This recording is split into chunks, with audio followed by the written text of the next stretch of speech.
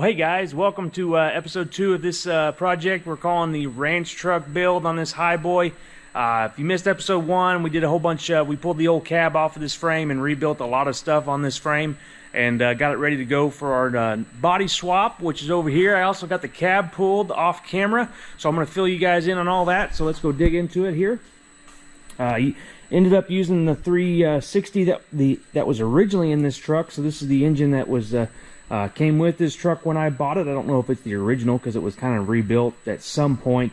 I just did a rattle can rebuild on it. I just cleaned it off and then blew a bunch of the paint off with the steam cleaner, so I just painted over it with some paint that probably won't stick. It's not a very good job, but it looks better than paint flaking off, at least for now. So I didn't even do the intake, but I got the oil pan resealed on it and everything. New donut gaskets on the exhaust. I did not change out the exhaust manifold gaskets. I'm probably going to regret it later on, but they were not leaking, so we're just going to roll with it because these FEs are terrible about the top bolts here seizing up, and all of these were seized up. I actually broke this one off, taking the dipstick tube off, so I had to drill that out, and I just put a bolt and a nut through it. That's usually the farm fix for that. So we're just going to leave those on for now since they were not leaking, because it's probably going to be more of a pain to get them all off and put new gaskets on it. So this side wasn't leaking as well. New starter on it. Ended up using the original transmission as well. It shifted nice when I drove the truck, so we're keeping that one. The U-joints were all good and tight, and actually I think they were replaced at some point because when you steam clean them off they were still bright metal. The transfer case, changed the fluid in the transfer case. I put a new muffler on it and I got a turn down on it, so I didn't do a complete out the back exhaust, so this will be good enough for this. Got new breather tubes and everything, so we can keep water out of our axles and transfer cases and everything. New brake lines everywhere. Some leftover shocks I had that were still in decent shape. So this chassis is all ready to go, I think. I still have to do some things, like I'm putting new spark plug wires on and got to change the spark plugs. And I had a electronic ignition on that truck, so I'm going to swap that over to this one.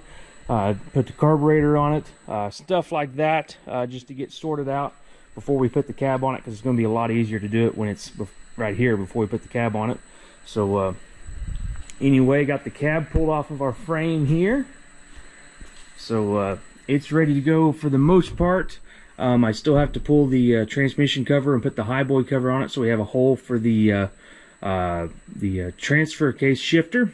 I have to change out the steering column shaft for the Highboy shaft, so we're going to do that. It actually has to come out from the bottom, so it's a lot easier to do with the cab off. If you're doing this with a cab on, I don't think you can even get that out without taking the steering column out.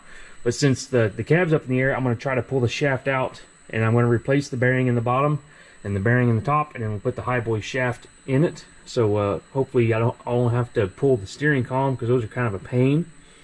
And other than that, there's not much in here I'm going to have to do under the hood, other than just set it back down on the chassis here. So I'm going to get after swapping over all the ignition parts and the carburetor and all that kind of stuff onto that new the new chassis. And I also have to change the sensors for the oil pressure and temperature, because the original Highboy truck had warning lights and this truck has gauges, so we have to change out those sensors. So that all works on the dash.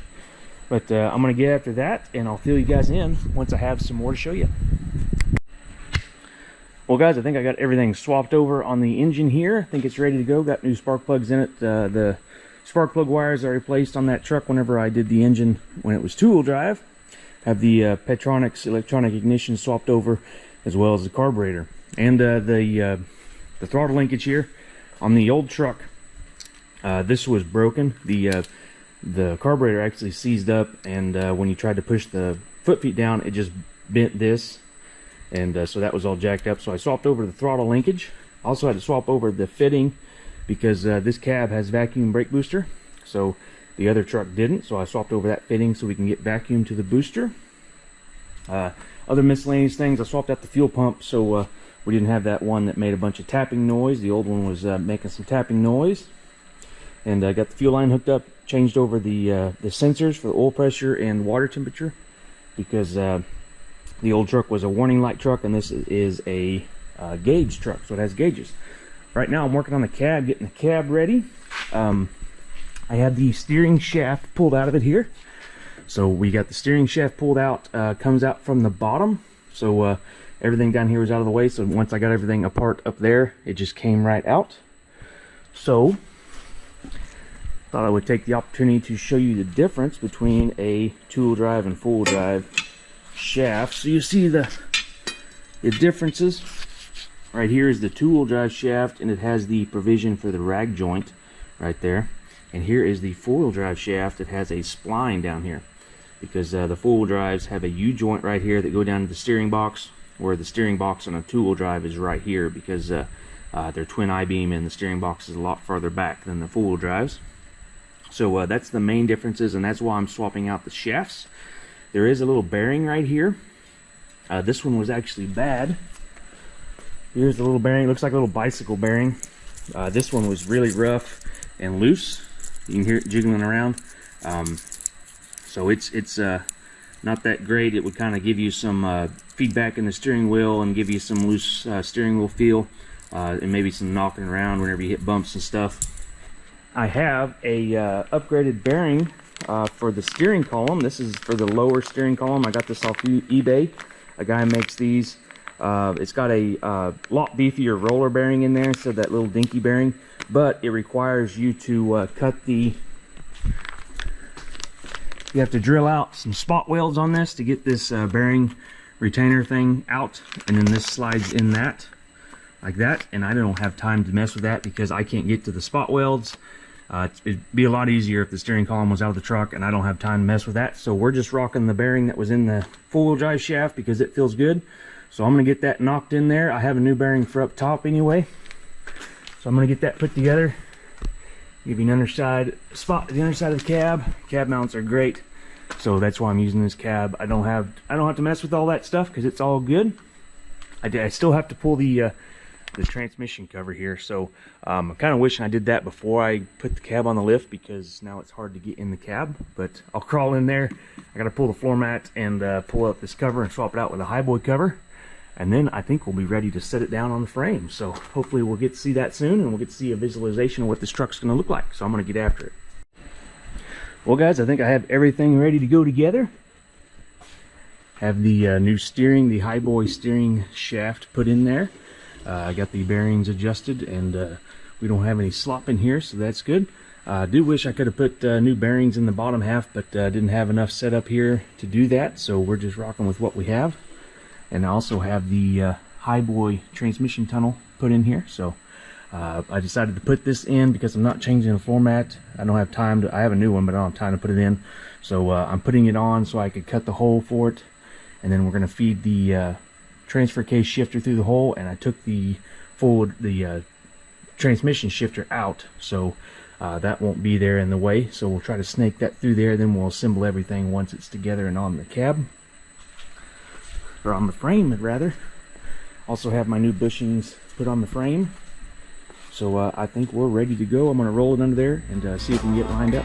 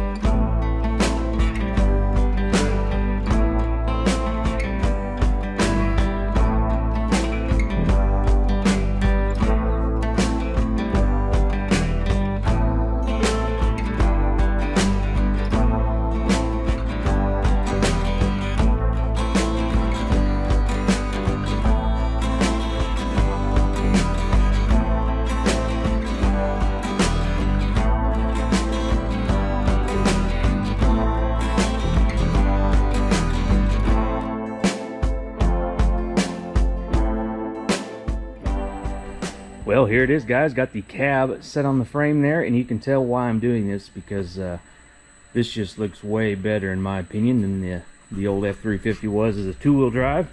Got it setting up a little bit higher, but got the cab bushings and everything all lined up.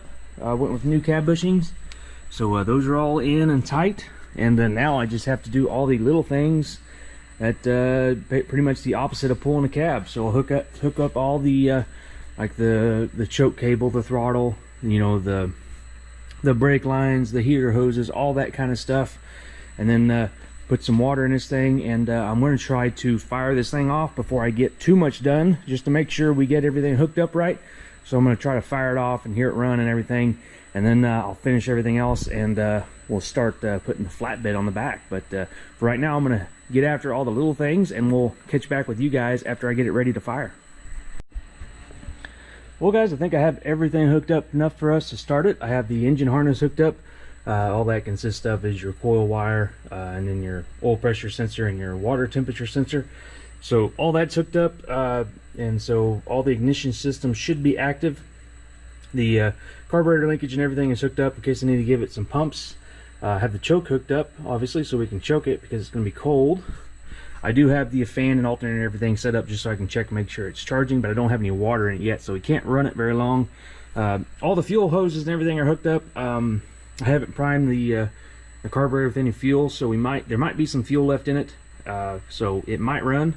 It might fire right off, but it might die because it has to take time to pick up the fuel from the tank. So we'll just have to see how that goes. We might get lucky enough and have it run long enough for it to pick up fuel. But the battery and everything's hooked up, so let's go give it a try. Make sure it's in neutral. Yep. Yeah, it's gonna run a little bit. Let's see if it'll run long enough for me to walk around.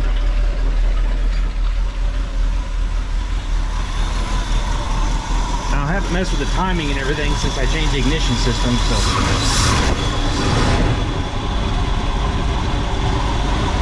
running a little poor.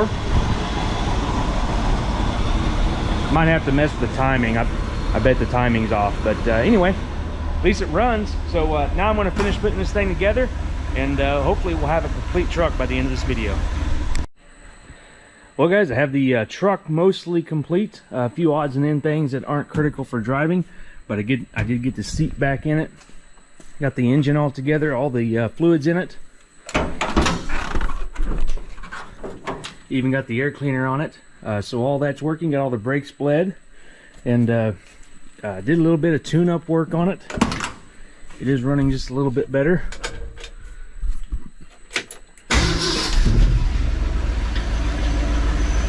So, although I think it's about out of gas. Yeah, I think it's just about just barely pulled it in here.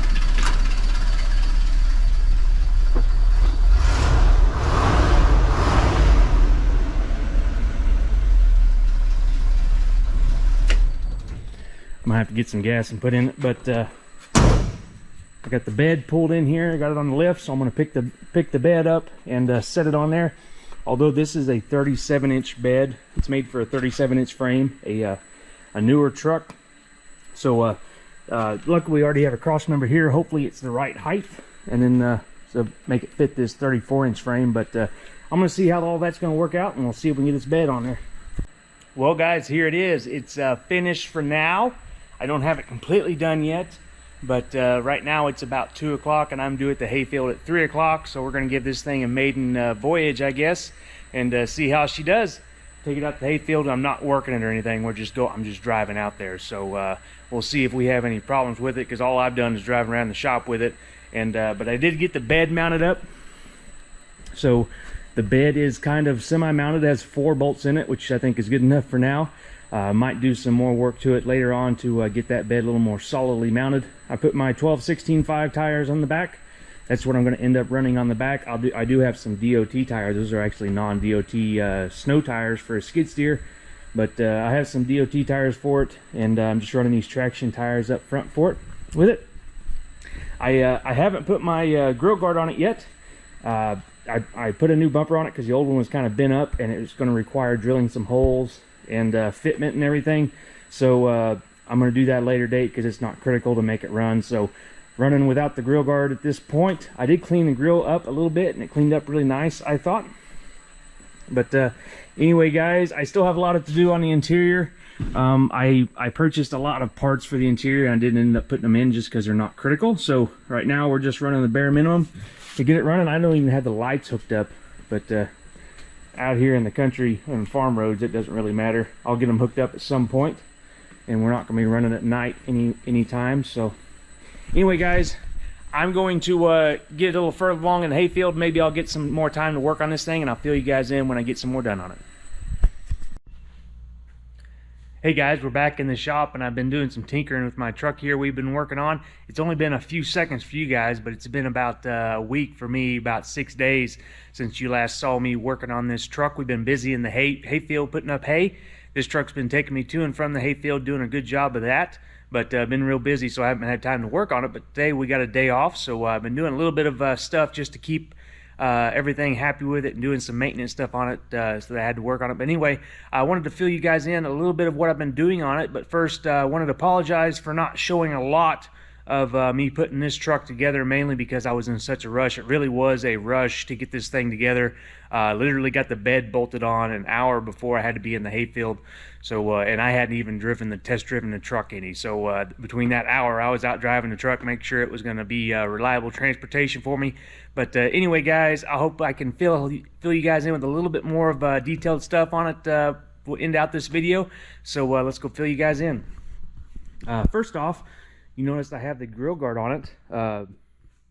This was original to the truck when it was an F350, and you can even see like right here, dings in the trim from whenever probably ran into a cow and got this bumper pushed back into the grill. I don't have the down legs on it that go down to the frame, and I haven't drilled holes in here because I put a new bumper on it. The reason for that is I'm kind of thinking about painting the bumper. Originally I thought, no, I'm just going to leave it the way it was, kind of, you know, old truck vibe it has going on right here, patina, I guess you could say. But I cleaned up the grill, and since I did that, I think that old rusty grill guard kind of sticks out. So I'm kind of thinking about taking that back off and painting it, sandblasting and painting it, to maybe, you know, give a little bit more class back to it.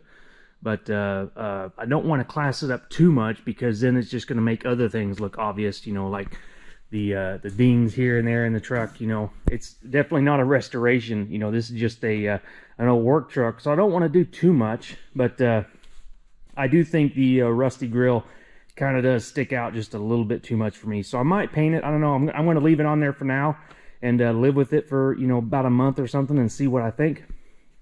I have these Power Kings on the front here, and they're just some old wheels I had and tires I had. And the gray is actually growing on me. I was going to do white for the wheels because I have these 12/16/5s in the back. I do need to paint these. These do not look great, so I was going to paint the wheels. And I was going to do white, you know, like I do on all my other trucks, but that gray is kind of growing on me. Same thing with that. I'm going to just kind of leave it and see what I think about the gray. If I like the gray, I'll probably just paint the rear ones gray and run with it. But anyway, white would look great as well. I did have to change out the carburetor. I got this thing running, and it needed a little bit of choke to stay running. And then about a few days after that, it was running really rich, and you couldn't even touch the choke cable or it would choke out or, you know, flood itself.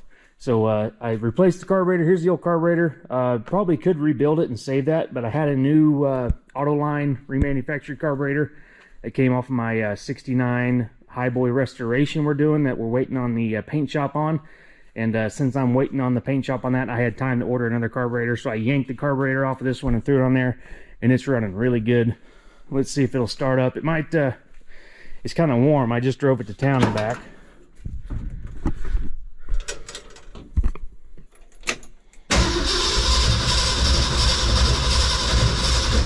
Gonna take some throttle to get it started. There we go.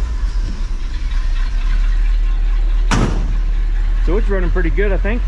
That new carburetor, it actually picked up some power with that carburetor, so that that old one was not fueling the engine right, I don't think. But I also like how quiet this truck is. I got that big muffler in here. Just a simple turn down. And I like how quiet this truck turned out to be.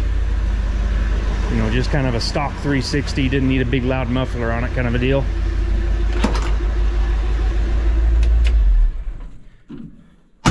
But anyway, I've been tinkering with it a lot. I still don't have the tail lights and running lights and stuff working on the bed, so I have to work on that.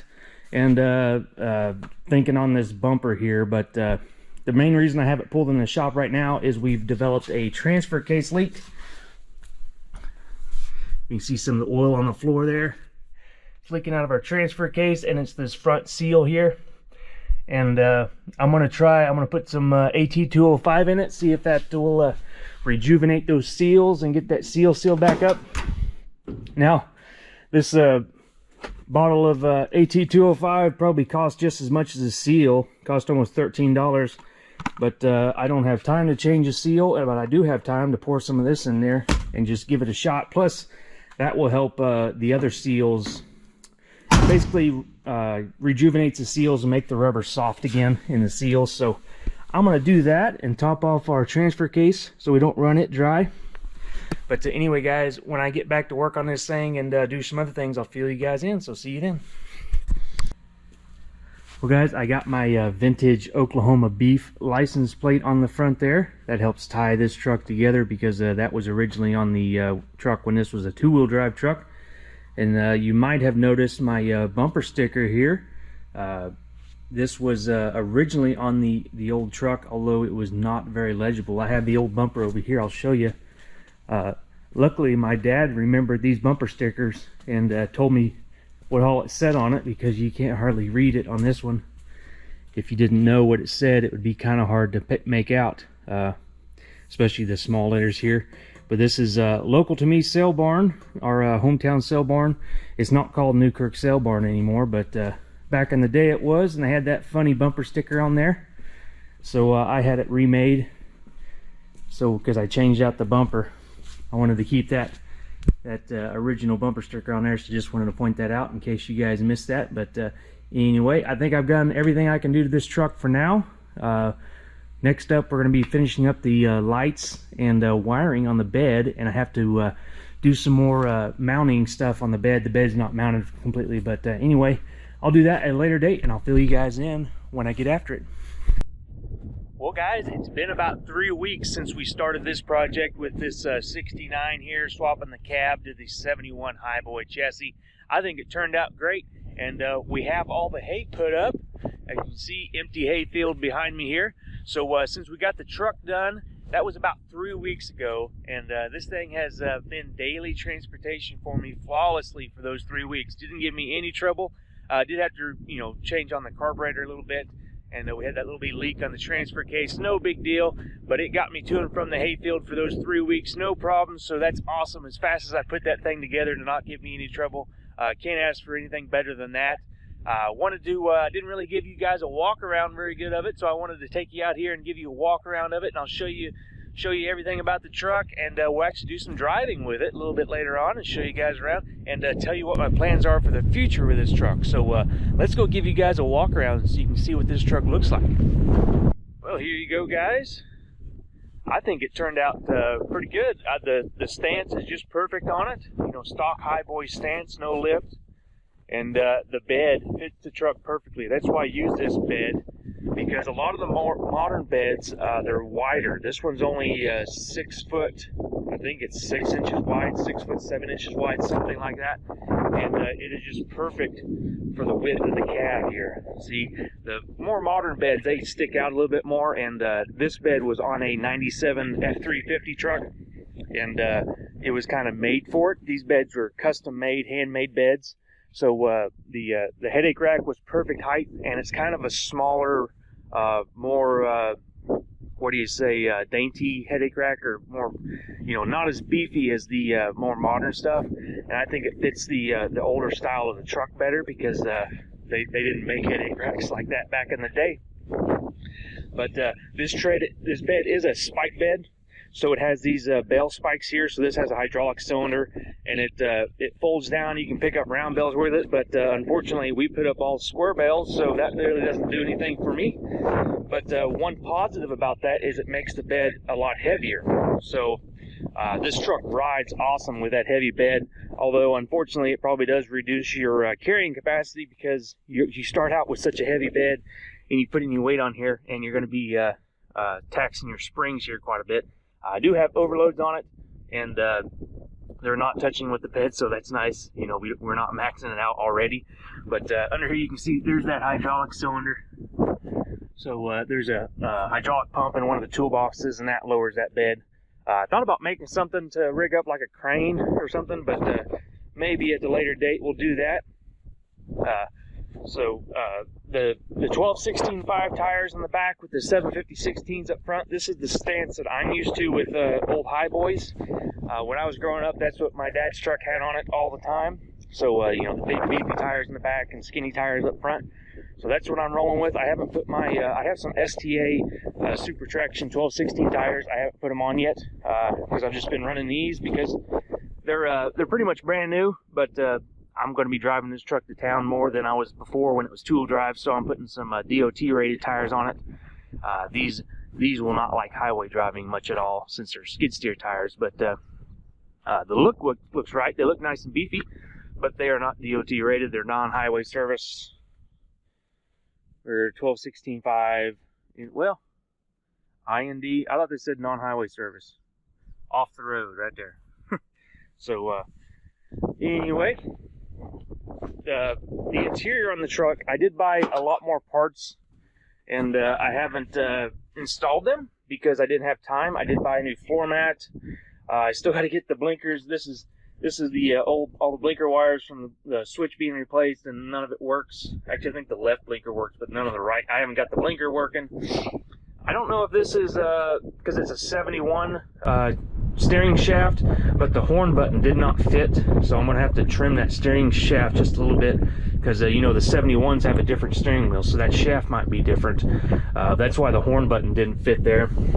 And I also want to put new felt liners in the windows right here because the windows rattle a lot, so that's something I want to do in the future. And the windshield is cracked, so I want to put a new windshield in and a new headliner, and I just need to clean the interior in here. So we might be doing another video when we do that kind of stuff with this truck a little later on, but it is just a work truck, so I might just live with it and hardly ever do anything else to it. But we'll see. If I do some more stuff to it, maybe I'll do a video on it. But this truck is running great. I wanted to take you guys out for a drive in it so you guys can get a sense of how it's running and driving. The new steering gear and all the new steering components make this thing steer awful nice. Even though it is manual steering, it still steers awful nice. If you're sitting still, it's kind of hard to steer, but if you're moving a little bit, it just becomes easy and nice to steer. So I'm gonna get the camera rigged up and we're gonna take this thing for a drive.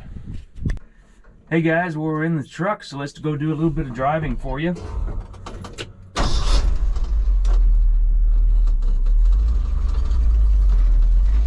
I said I like how quiet this truck is. Sorry about the windows rattling. I'm going to fix that a little bit later on, like I said earlier, but hopefully it's not too bad in the video and you guys can hear the truck running here.